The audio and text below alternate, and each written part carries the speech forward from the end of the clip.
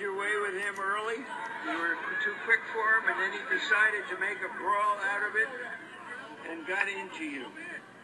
What were your thoughts at the time as he was getting ahead of steam? Well, Larry, first of all, it was like I was against two people in the referee and Lamont himself. Every time he was coming into me and he kept putting his head low. I mean, I tried. He just kept putting his head low and I just couldn't get going.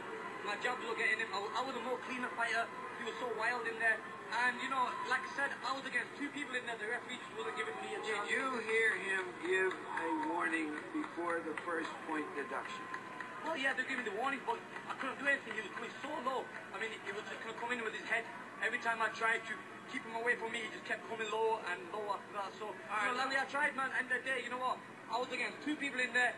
I was the cleaner fighter in there. And, no wonder there's never been boxing in D.C. for the last 20 years, because this is what happens.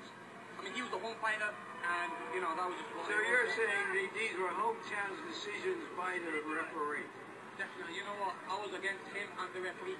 Let's take a look at what we were looking at here as you're pushing him away when his head was down.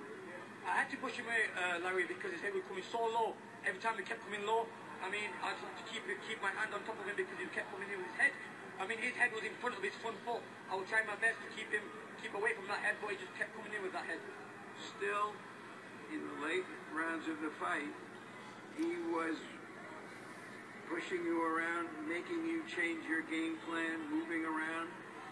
He was being effective with his style of brawling. He was being effective, definitely. He kept coming in with it. I mean, he was being very pressurizing. I was a cleaner fighter. I was the one countering him. Every time he kept coming in, I was a cleaner fighter. All he kept doing was coming in. But you know what? I was in DC. I mean, I'm ready for a rematch. He wants another fight. I'm here. I'm so ready. And you know what? It was just one of them things.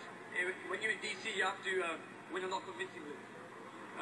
Freddie Roach, were those penalties traditional in boxing, real in boxing? What did you see?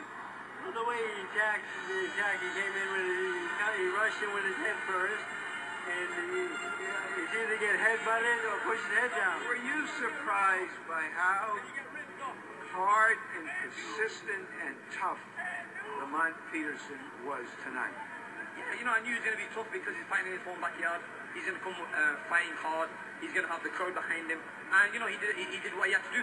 But I was a much cleaner fighter, and every time I tried... It's not about clean fighting, Amir. It's about fighting and landing punches. Exactly, and I really think I was a much cleaner, and I was landing the precise punches and with power and speed.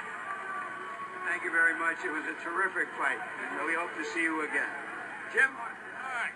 Thank you very much, Larry Merchant. Point one is we asked to interview the referee, whose two pushing rulings against Khan were instrumental in the outcome of the fight and were prevented from doing so by the local commission. Point one, Max Kellerman, great fight, and what a great piece of class on the part of Lamont Peterson that he instantly said, yes, I would give him a rematch. All man. Yes. I think first is, I don't care if you're in this country or you're not an American, I don't like it when fighters don't get fair shakes. 2 points were deducted for pushing without real hard warning saying if you do it again I'm going to deduct a point.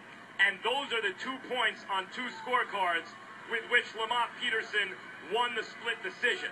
So I don't like that. I don't like a referee awarding a fighter a fight like that because of home cooking. But that aside, Lamont Peterson is never in the position to get to that point where he can be awarded a decision like that if he doesn't fight the way he just fought. He's a fighter. He fought his way off the streets. He fought his way to world contention in boxing. He fought his way at the negotiating table instead of going over to England, making sure Khan came here to his backyard, and he fought his heart out, and every time it looked like Khan was going to take over the fight, Lamont Peterson wouldn't let him. He was special on a night he really needed to be special, and he's the new junior welterweight champion of the world. Indeed, and he temporarily derails the Khan Express, leaving in question now whether Khan will follow his plan to go on up to 147 pounds, whether he'll stay at this weight to try to seek a rematch with Peterson. Larry, it feels like home cooking, but nothing should take away from the tremendous performance by both fighters, especially Peterson, who was a massive underdog in the fight. We talked about truth and justice.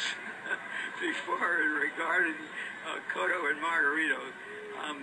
There isn't always truth and justice in boxing. Maybe there's no crying in boxing, but no pushing? Come on, let's be serious.